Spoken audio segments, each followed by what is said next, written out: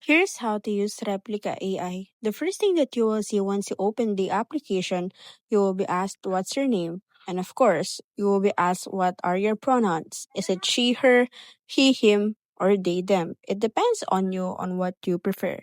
After selecting your pronouns, you will be redirected on the page wherein you will be asked about your age. Now just go ahead and select the age bracket that's just right for you. You will also be asked what would you like your replica to be for your right now, and then you're just going to choose which one do you prefer.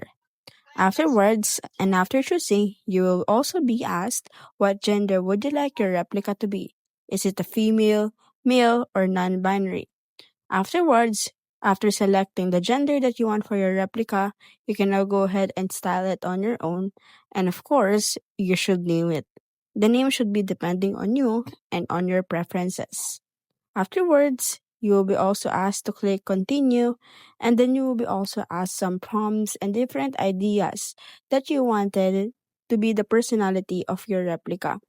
After choosing or answering all the necessary questions, you can now go ahead and press on continue until you reach the end of the questions that has been asked by the Replika AI. Now afterwards, you can now go ahead and proceed or wait for a few seconds until the profile for Replika has been already made. Now, after a few seconds, you will see there that the replica that you created is waiting for you. But remember that you have to avail a premium account to use it.